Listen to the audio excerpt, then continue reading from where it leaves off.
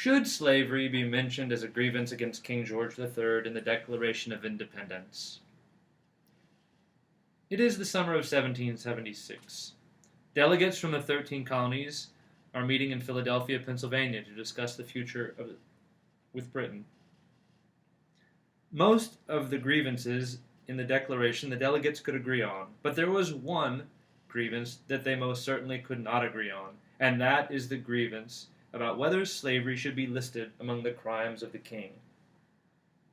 Today you will have a chance to hear from Mr. Thomas Jefferson himself, the main author of the Declaration, to better understand where he was coming from. Mr. Jefferson?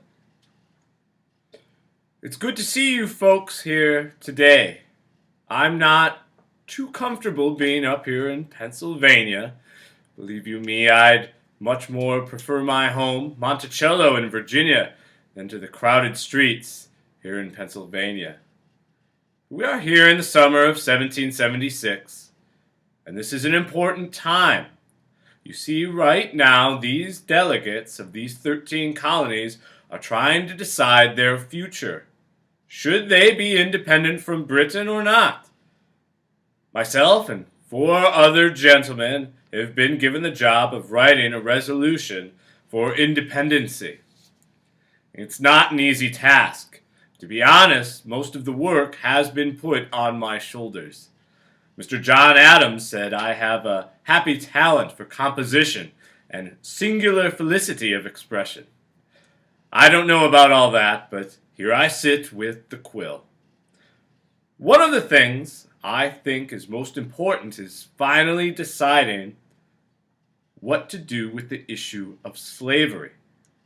Now, I am a slave owner. I own hundreds of slaves, but I think eventual emancipation is possible. Why not deal with the issue now instead of in the future? Therefore, I suggest we enter a grievance into the Declaration dealing with the issue of slavery. It goes as follows.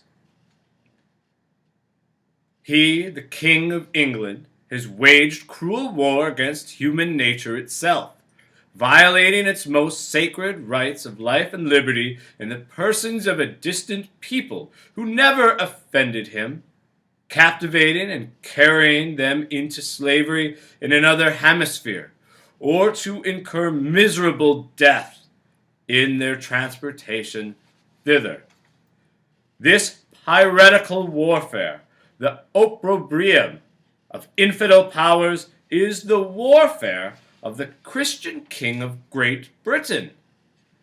Determined to keep open a market where men should be bought and sold, he has prostituted his negative for suppressing every legislative attempt to prohibit or restrain this execrable commerce. I do say that I think that sounds pretty good, if I don't say so myself. The problem is the southern colonies are very much in favor of what they call their peculiar institution. They're not going to just let it go. Indeed, I believe we may have to drop this grievance altogether. Otherwise, we run the risk of alienating the southern colonies. Virginia is the largest among the 13. We can't move forward with a resolution on independency without Virginia, or North Carolina, or South Carolina, for that matter. No, I think we may have to move forward without this grievance, and the fate of slavery will have to be decided in the future. I just hope that it may be done so peacefully.